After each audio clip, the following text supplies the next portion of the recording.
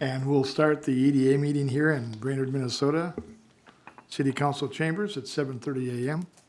So, Mr. Chansky, would you do the roll call, please? Bevins. Here.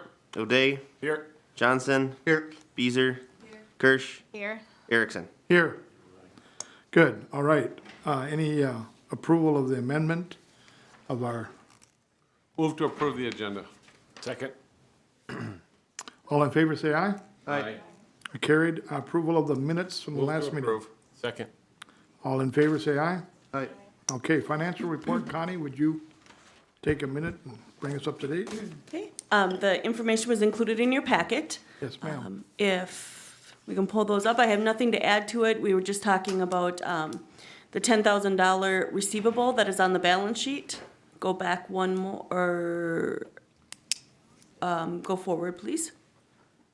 There, the balance sheet, the accounts receivable and the deferred, or the deposits payable there represents a interest from a developer that we've sent an invoice for that has not received the funds, so it's just a direct offset of itself. Okay, any comments or questions?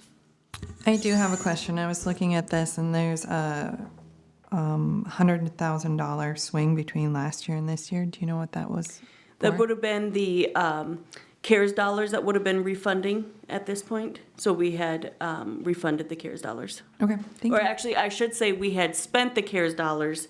We had not replenished the fund yet. Let me say that again. We would have spent it already because the grants would have been out for the CARES dollars. Yes. Yes. So it was higher in 2020, Yes. and you spent it after this date? Yes. I will have to look into it for sure, but that's so the swing would have been, and we also were doing the payment to the city of Brainerd monthly this year, where we weren't doing that last year. Gotcha. And how much is the payment to the city of Brainerd? How much? It's about $2,500 a month. Okay. Any other questions about the budget? Need a motion to accept the budget? Move to approve Bevins. Second, Beezer. All in favor, say aye. Aye. Opposed, thank you. Carried. Updates. Executive Director there, Miss Jennifer. So I have a couple of updates. First, some bad news. We did hear from the Region 5 Development Commission, and they were notified that they, along with all of the applicants through the Initiative Foundation, were not awarded funds through the DEED Main Street Revitalization Program. However, so that was $200,000 that they had applied for through DEED. However, there is another round in February, and they do intend to submit another application. I think the Initiative Foundation had 3 applications, and Region 5 was one of them. Cheryl Hills is still optimistic that this will happen. It's just a little bit of a setback because of that, not getting those funds. Couple of other updates I thought you might be interested in. Banners, downtown Brainerd. They will be getting switched out from the sesquicentennial banners to the hometown holiday banners. I think they're starting that this week, Marie. Were you looped in on those? I'm not on that committee, but Okay. I will know once I see them go up, I They, guess. they are working on it. The other thing that I thought you might be interested, as long as we're talking about banners, is that the city council is discussing a streetlight policy brought forward by our interim public works director, Paul Sandy. We get a lot of requests to turn lights on or off on the streets. And so Paul had recommended that we do a policy that just the council authorizes a policy that directs staff on when they can and can't. But in addition to that, they're talking about types of lighting. The committee is still discussing. I don't know, Mike, have they made a decision on the actual types? No, we're waiting to hear back from Trent at BPU about pricing on different lights, different styles. There's more that goes into it because with every style, it depends on how much you're going to buy, how much you're going to stockpile, all the different types of conduit and wiring that go into each one. So, and if you're not just putting it in order, apparently you get put in the back of the line as far as being dealt with, even though it's pretty lucrative to be a city's standard light. So hopefully we'll hear back from them soon, and we can look at the pricing and make that standard change soon. Thanks.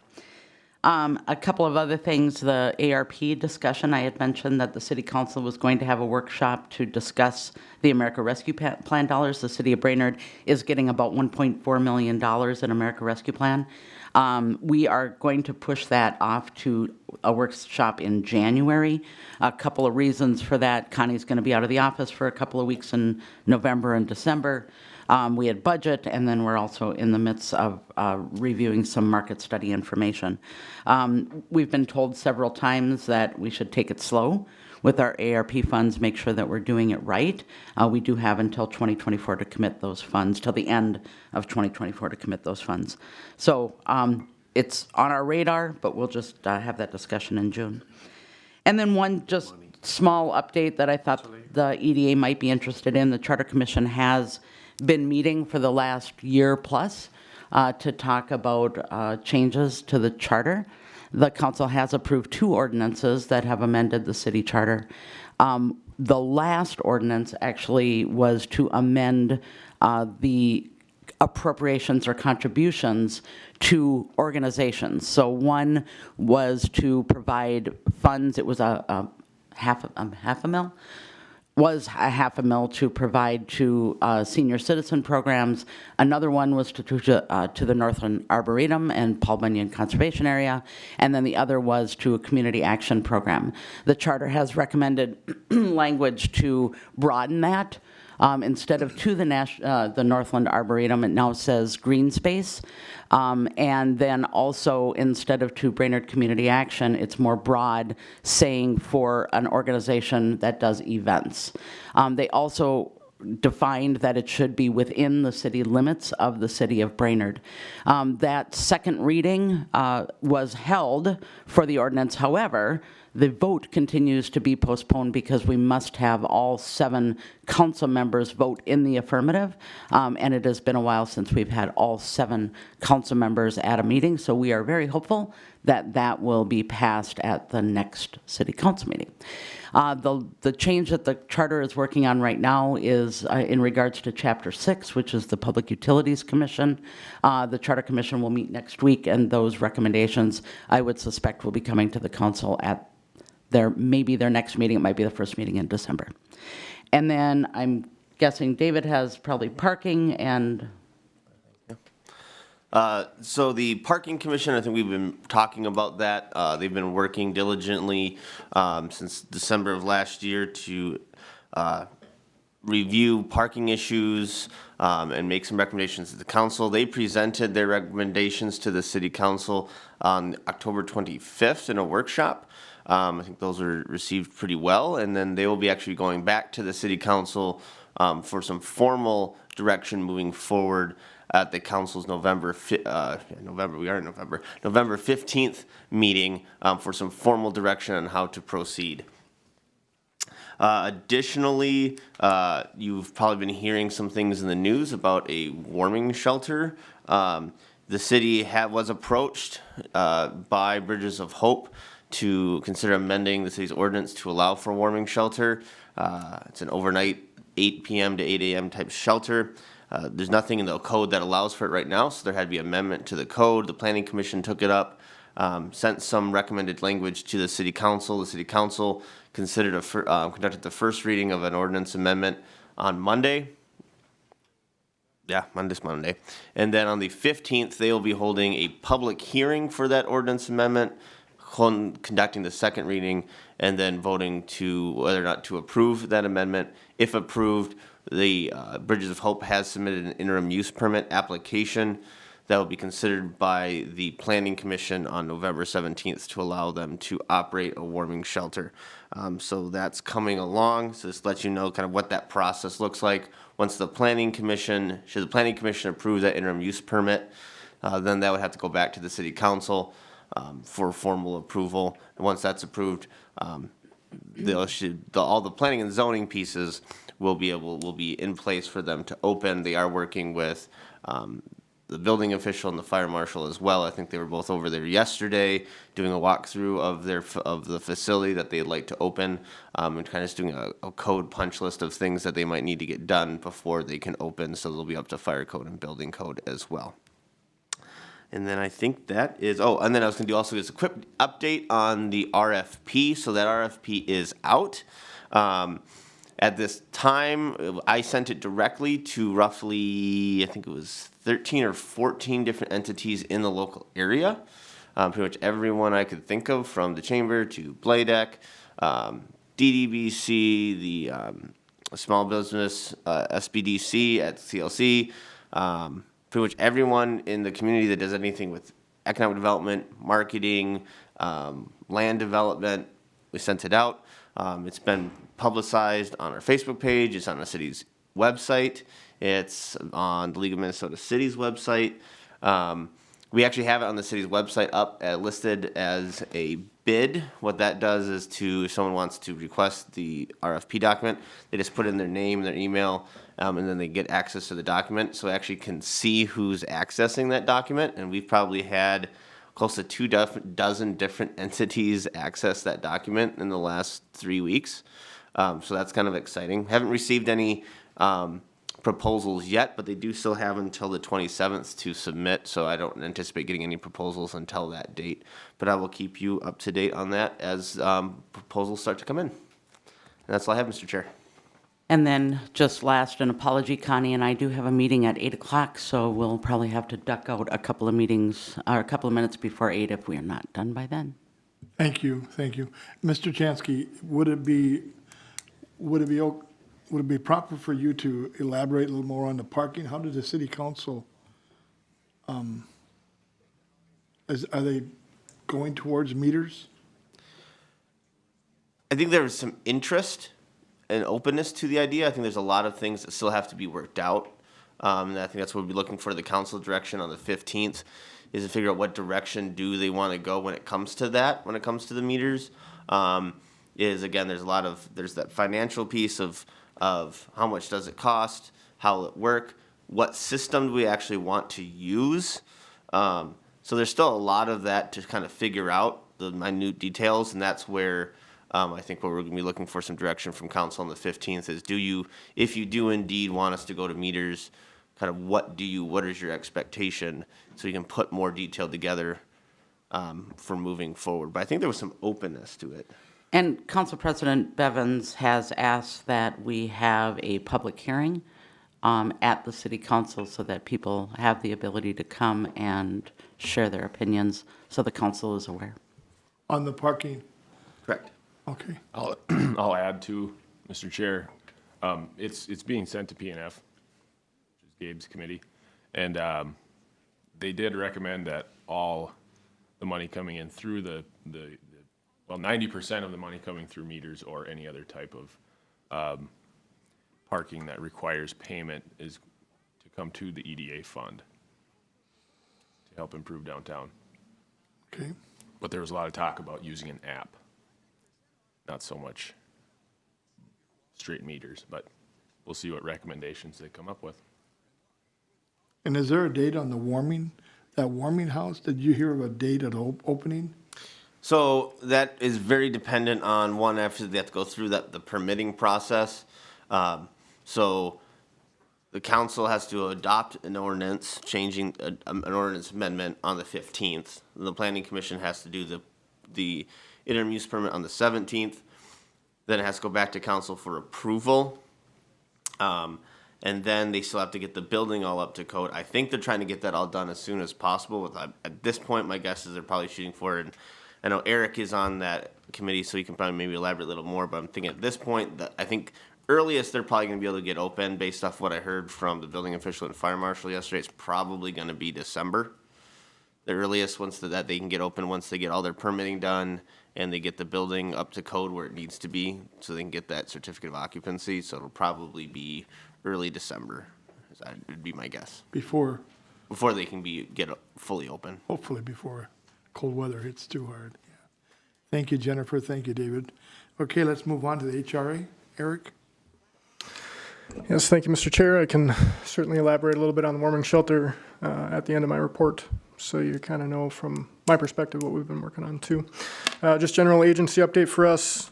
We are getting closer and closer to completion on our boiler replacement project in the North Star building. As you remember, that I think started back in July. We were hoping to be done in end of August. We've had delays to be expected, but we're getting there. The old domestic water heating system has been completely removed. New mechanical equipment is in. We do have a couple of items that are still waiting on supply issues. Those are smaller items. The good thing is we're getting heat, we're getting hot water, so our residents are comfortable. We're waiting on some of the mechanical infrastructure to get that more automated. But we've got heat, we've got water, and there has not been a lot of disruption to our 162 units, which is really, really good. We're happy with the contractor that's been working through us. So good news there. Just got to wait a little bit longer on some of those supply issues, but we're not the only ones out there in that situation. David and I on Tuesday I think, sat on a call with a new developer to the area who is interested in potential multifamily development as early as potentially getting some funding requests in 2022 with hopefully building in 2023. When we just generally talked about scope of project, they're thinking in that 60 to 70 unit range, which would be really helpful in this area. The developer has been looking at potential property. He's not tied to that property at all, and I think that's what he had looked to the city and the HRA to do, is to potentially give him some information on, obviously he's been scouring the MLS to see if there are buildings available. We certainly know that that's not always the case. That there are certainly properties that aren't necessarily listed, but potentially could be for sale. So we're going to circle back in about a month, very early in that process. But again, really from our perspective, a good indicator that we're having developers that we've not even worked with before coming and saying, hey, we think this is an opportunity. We think there's opportunity in Brainerd for multi-unit development. Again, always caution this, and Jennifer cautions this, David cautions this. It takes a long time to get developments to move, but it's, again, a good positive step. We'll continue to work with them to hopefully foster some communication between landowners and that development group. So more to come, hopefully, in the coming months. Ideally, they're looking at putting in some funding requests sometime next summer. So they'd like to have some pieces of property or a piece of property identified as early as, April of next year. So hopefully, we'll cross our fingers. And then some really exciting news from the Crow County HRA front. As we've been talking for the last year and a half about the Housing Trust Fund, we finally had an applicant get us all the information so we can at least go out and do an inspection on their property. That is a huge next step for us, so we can hopefully get something funded.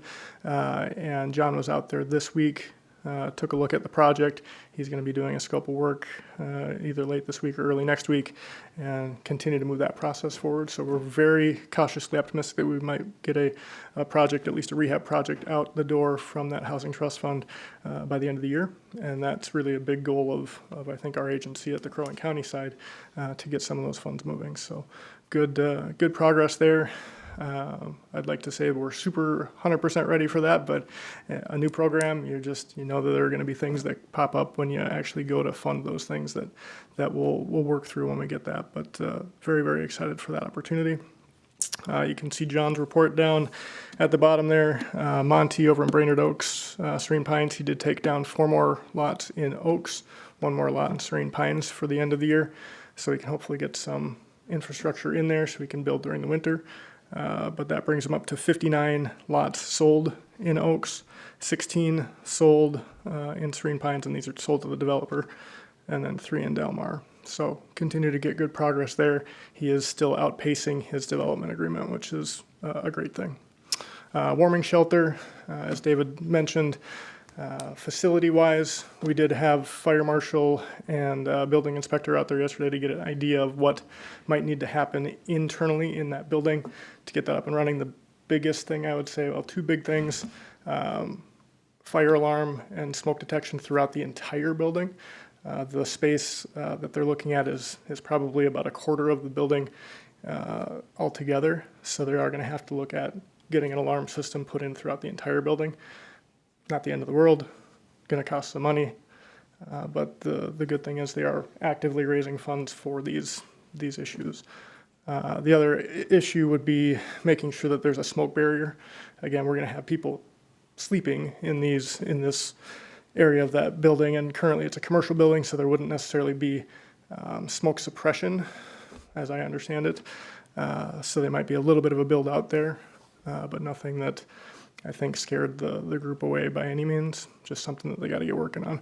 Obviously, as we all know, with delays with any contracting right now, it's best to get on those as soon as possible. I think early December would be best case as far as getting it opened, and I think, if everything falls into place, that could potentially happen. But obviously, the certificate of occupancy is the next big step once council and planning commission gets moving forward with that. So again, we can't, from that group's perspective, they don't want to start doing build out until they actually have that approval from all of their entities.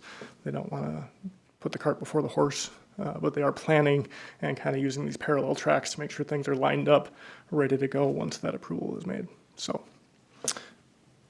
Commission has any other questions? for Eric? No. Any questions? Okay. Thank you. Thank you. So much. Tyler from Bladeck. Yeah, good morning, Mr. Chair and Commissioners. Few updates from Bladeck this month. Thing I wanted to highlight is that we have the month of October is celebrating the 5-year anniversary of the Bladeck recruitment program, which Mike Bierkness leads. Obviously, in the history of this program, it's been quite successful. Certainly outpaced the expectations when the program was started 5 years ago. Just some quick highlights during the past 2 years. Mike has completed 19 direct hires, 27 spousal referrals. He's conducted over 1,200 interviews and received over 2,000 quality resumes and provided 14 workforce presentations. When we talk about the quality resumes that he receives, obviously these resumes stay in his bucket so that he's able to connect directly with someone if another company comes and requests information or is looking for an individual to hire. Mike may have that person, so it's always nice when he's able to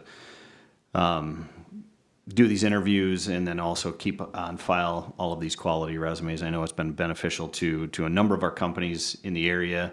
The program continues to do great work. The past couple of months, I've had a few requests for information from other economic development groups on how to recreate this program in their own communities. And while we're willing to talk to these groups about what went into this, it's ultimately about the individual that's doing the work. So, Mike does a fantastic job of representing this area and representing the companies that he's asked to work for. So, if you guys see him, just if you give him a chance, just give him a pat on the back, say thank you, because he's bringing a lot of fantastic people to our communities that are buying houses and working for our companies here locally. So, and he does have boundary limits. So his boundary limits are Crow Wing County. So he does not hire or will not work for a company that is not located inside of Crow Wing County. So it's a great service. We're very pleased with the work that's been done through the first 5 years of the program. So yeah, it's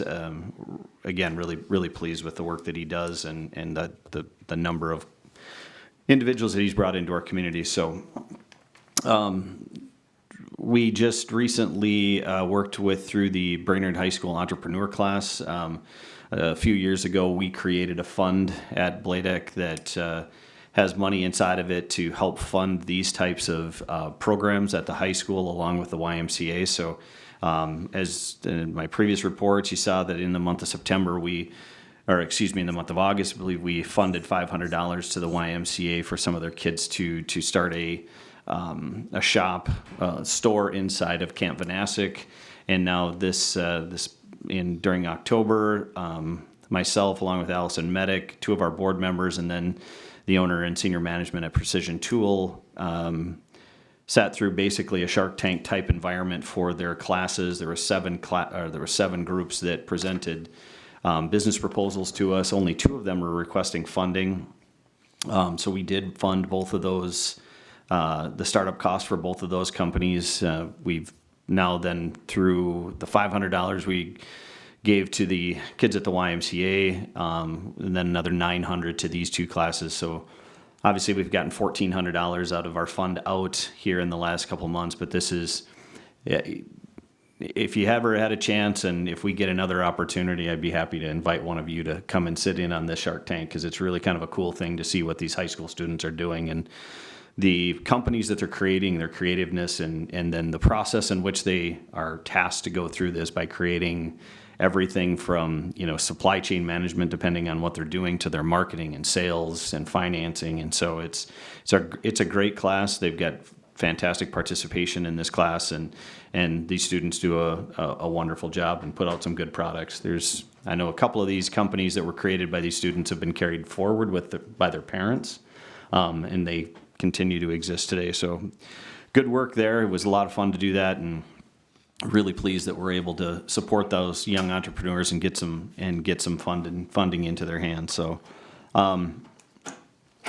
we did complete, obviously, at the end of the month, at the very end of September, we did complete and submit along with the YMCA, their grant for the Child Care Economic Development Grant on behalf of the Minnesota Department of Deed. They should be hearing back this week on whether or not their application was processed or was approved or not. We made the request for $300,000, which was the max that grant could apply for or could be eligible for. I will make a comment. Jennifer spoke to the deed grant for the Main Street revitalization that the Cheryl's group at Region 5, along with the YMCA, were two of the three applications that went in on behalf from the Initiative Foundation. The way that grant was supposed to work, 65% of those funds was to be allocated to the 7-county metro, 35% to Greater Minnesota. I have the list of the things that they funded. So $3.5 million went to a project in Rochester, $1.4 million went to a project in Duluth, and they had a $250,000 went to a project in Park Rapids. So if we speak of Greater Minnesota, that's where the money went in this round of grant applications. Pretty frustrating. I know that the Initiative Foundation has a conference call with Deed. I believe it's today.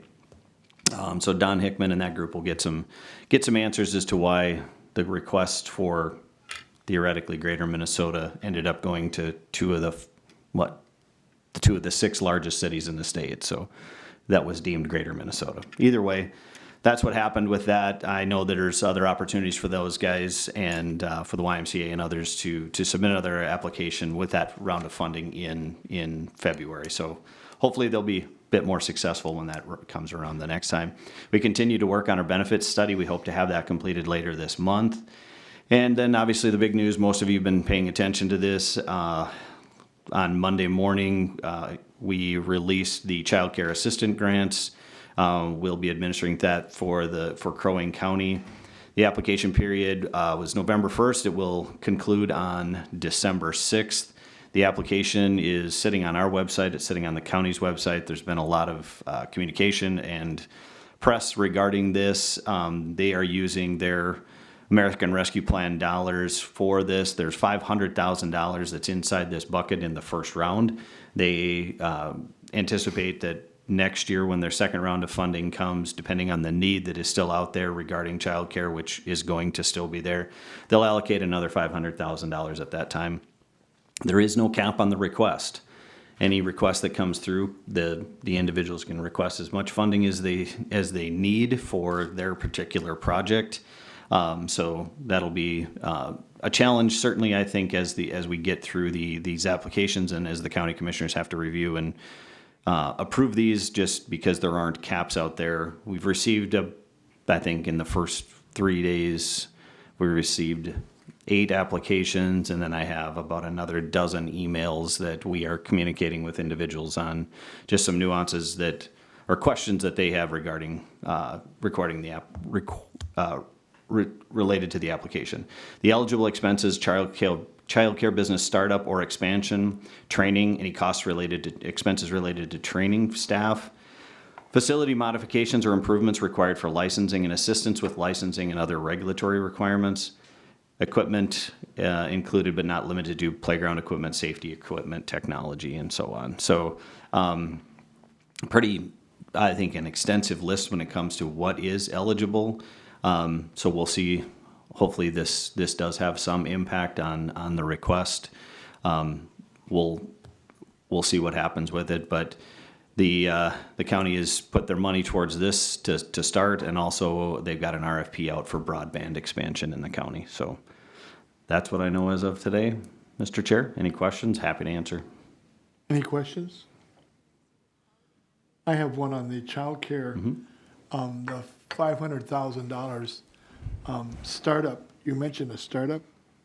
We need more daycares. We do. We actually lost 46 daycares from the start of the pandemic till early this summer.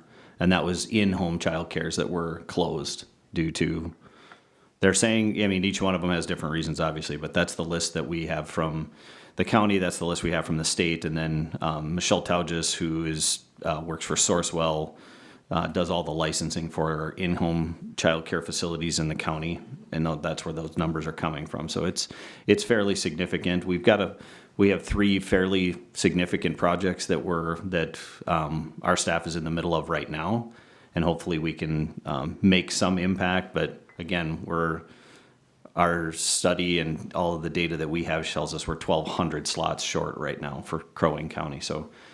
But again, if we can make some impact and, you get a half a dozen of these that open that have, a capacity of 10 kids, it'll start making some impact, but we'll keep working towards it. Please. I just have one question. Do you have any data on how many daycares were open during the pandemic or since the pandemic started?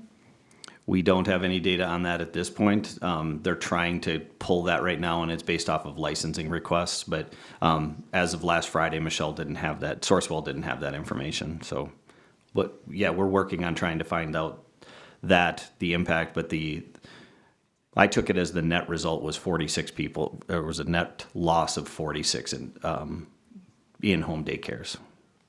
That's the way I took the number from her. So I don't know how many opened, but it was just the net result was 46 have closed. There was a loss of 46 total.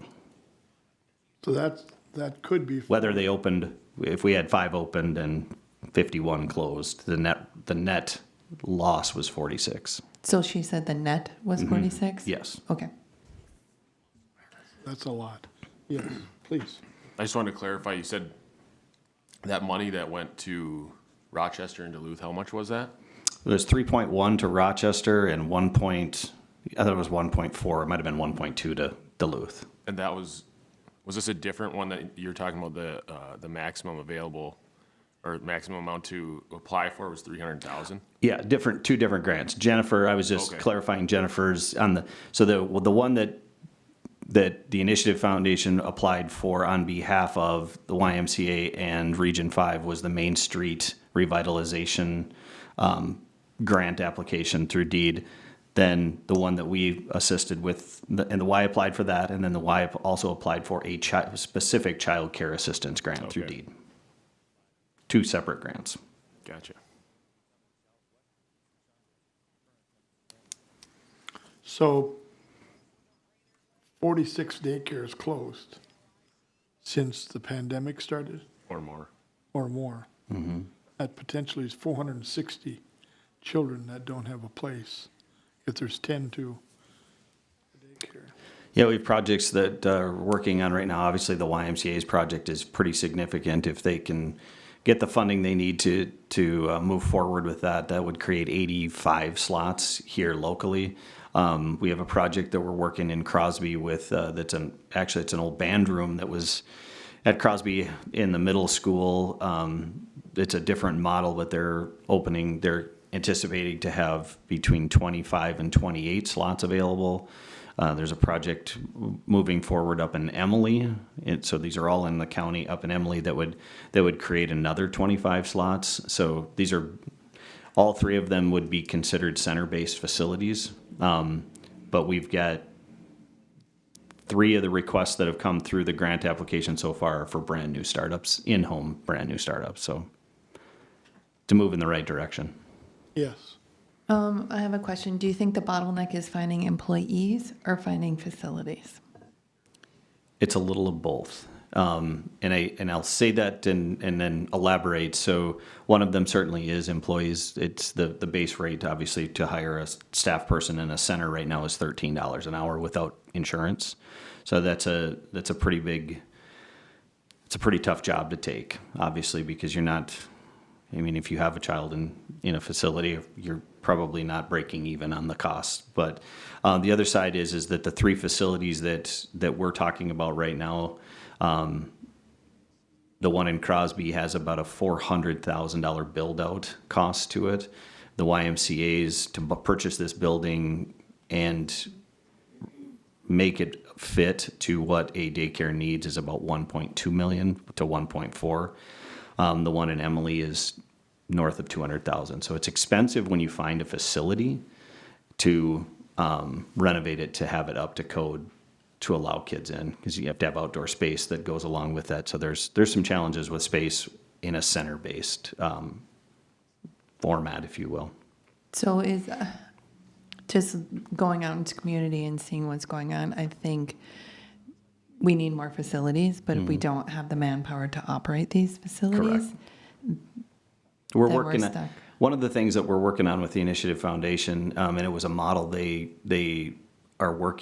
have in one of their other communities is that they have a scholarship opportunity that's created for any of the students, if you will, that go into there's a course at the community at CLC that trains these folks. The Initiative Foundation has a fund where they will pay the full tuition to any student that completes the program. And it was at Park Tech. They had 27 students enroll.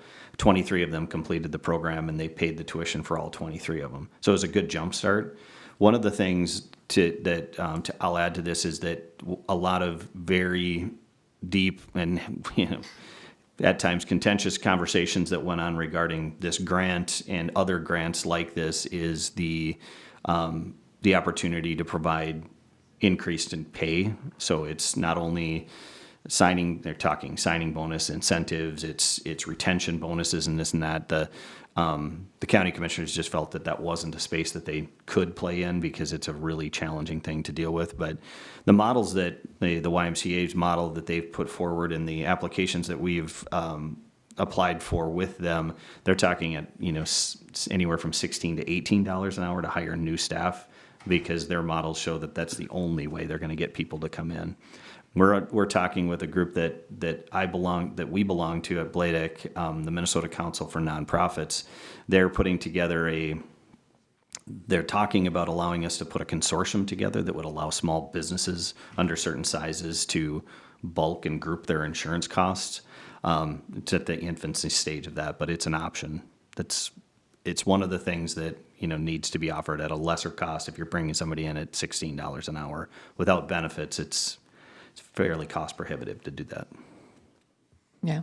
A lot of moving parts. Mr. Chair, Chansky. I'll also add to that too. Obviously, to the point of workforce, I think one of the big things we're hearing about with workforce is housing, which is something we are actively working on. As Eric mentioned, we just spoke with a developer the other day, and then we've been working with D.W. Jones on potential redevelopment housing project downtown. We've met with another developer for property south of town in the last few months.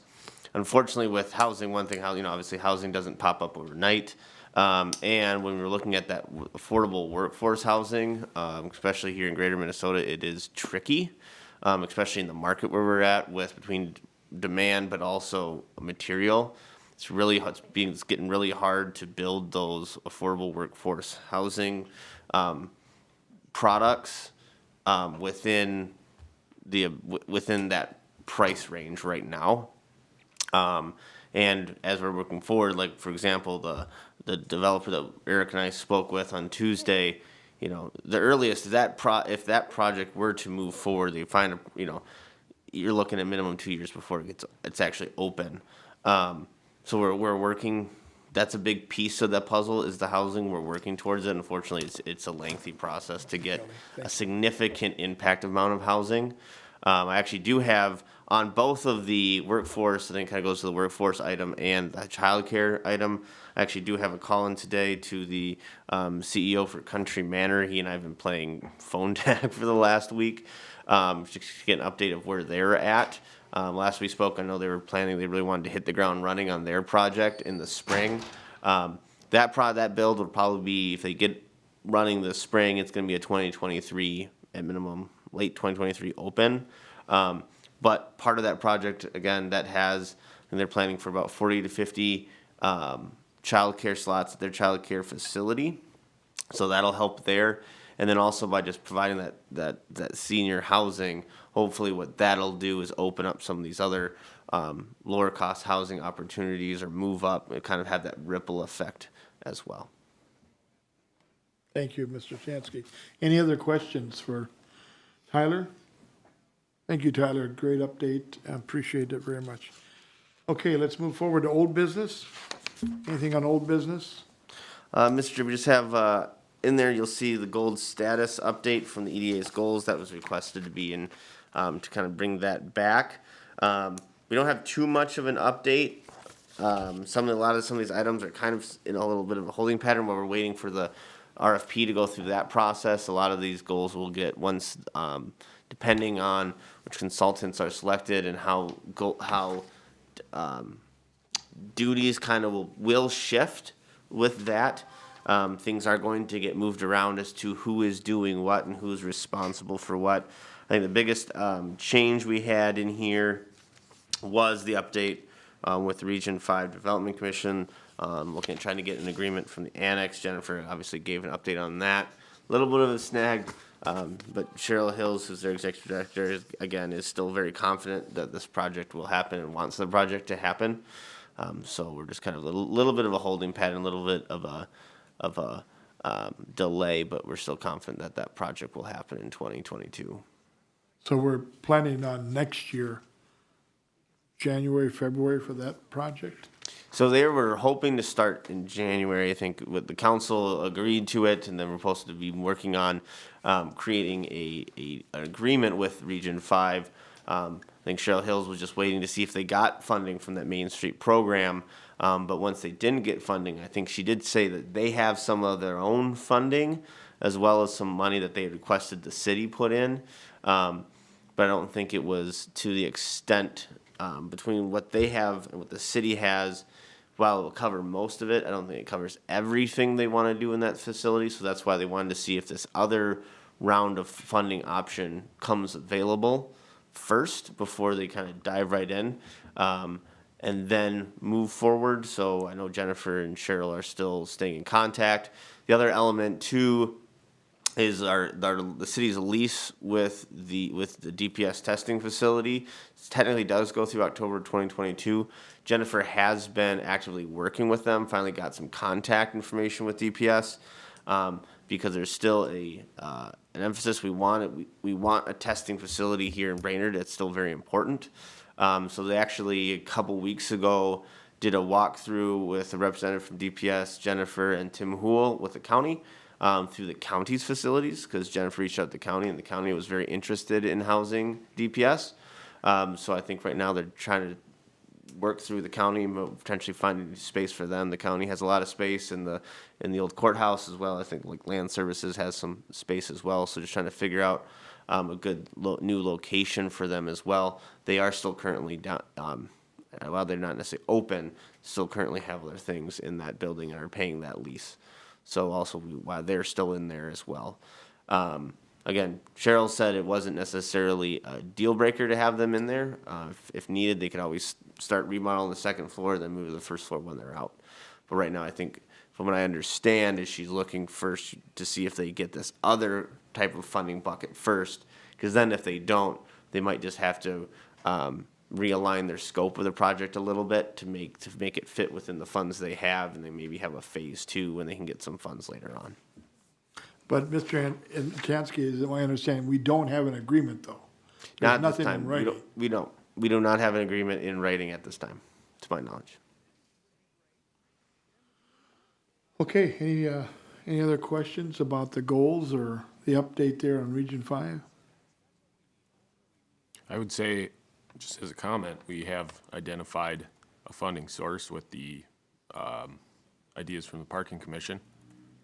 Yet to be determined. Yep.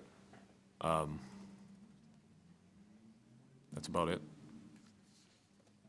If the meters, If they pay for themselves too. yeah. I'm not very much in favor of meters, but that's another topic and another day, I guess. It's meters versus 2-hour parking enforcement. Yeah. Yeah. That's been the talk for 30 years. Just as another update, I met with Jennifer yesterday. She has a contact with the railroad, and they've mowed their lawn for the first time in my entire life. That was a bonus. Yeah, we finally got a name for a woman down in Texas. Yeah. Yeah. He So said we're- if we ever they're have starting to work anything with to it. shoot straight to her, and so far she's been very responsive. Yeah. It takes about, once you reach out to her, it does take about 2 to 3 weeks, kind of to let them work, they gotta work through their process to get a crew out here, but yes, they did get their things mowed for the first time ever. And so we used the contact to reach out again, another time to get this trail across the unused spike of railroad, and we're waiting to hear back from a secondary contact from this contact. So hopefully we get a little further in that. This is probably the best contact with BNSF that we've had in probably years. We've gone through so many different contacts and always ended up in a dead end. And this is the first contact we've had that actually seems to produce results, which is exciting. Good, good. All right, let's move on to new business. Any new business? We have none, Mr. Chair. No new business? Anything else informational? Commissioners' reports or questions or comments? Yes.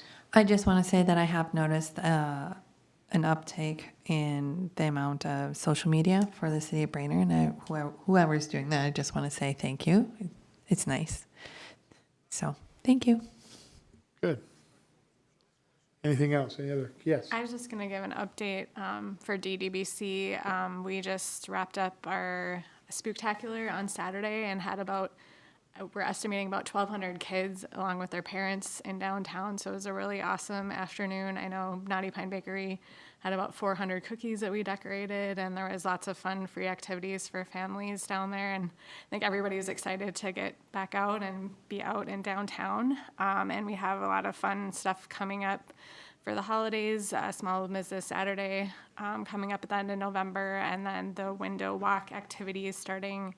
That'll be the first Friday in December, and then we'll have activities every Saturday in December for families, free activities in downtown. So I think it's pulling a lot of traffic to downtown. It's been really positive to see. It was great working with the city too to get the street closed down for Spooktacular, and it was just a great opportunity for folks to come and hang out and see what all is going on downtown. I got a bunch of comments of people that we just didn't even know that there was all this going on in downtown. So I think, people are getting back out and doing activities. And so it's just been a really positive thing, both for businesses and for community members. So Excellent. Excellent. Good. I was out in Alexandria, Virginia over the holiday of Halloween, and they had a parade in Alexandria there, Virginia. And it was really I was just shocked at how many people, but it was really well done. It wasn't anything that wasn't in good taste. And so it's good to hear that it was 1,200, you figure. Yep, we had a flash mob that did a little kind of dance parade down 7th Street and had live music going on down there. I I was surprised how many people were out. It was after like a year of being inside and not seeing big crowds like that is a little overwhelming, but it was really positive to see that many people come out and be enjoying themselves in the area. So Good. Any other comments? Anything else? The Arboretum did a great job again this year. I don't know if anybody went down. Obviously, we did, but they did a fantastic job with their annual Halloween trail. So it was very, very well attended, from what I understand. But it was really good. So I'm sure low scare or high scare, you got your fill. There's no doubt about that. So it was. My daughter did the low scare and she was terrified. Yeah. Petrified. Yeah. Oh, yeah. Exactly right. But I will. It's sad that Councilman Bevins is gone on Friday. My youngest daughter, they were dressed for school. We stopped at the convenience store and went into his shop. He had no candy. I'm just going to throw that out there. I know this is being recorded, so he should hopefully be able to hear that Presley walked in full costume into his shop and he had no candy. Just throwing that out. It would have been nice if he would have been in Right? person. He could give her a can of oil. I don't care. You know, some wipers, He did give away whatever. He did give away over like 1,200 pieces later that day. Did he? No. I'm going to have to pop back in then. I was thinking your hair was more grayer today, Tyler, because of that. It comes with the territory, Wayne. Well, I don't know if it was the work or it was the Arboretum that you went through. It doesn't. They make me stay in the back so that nobody chases them. That's the rule in our family. So Okay, good. Any other comments? Good meeting. Thank you all for your reports. And we'll move to adjourn. Motion. Second. All in favor of adjourning? Aye.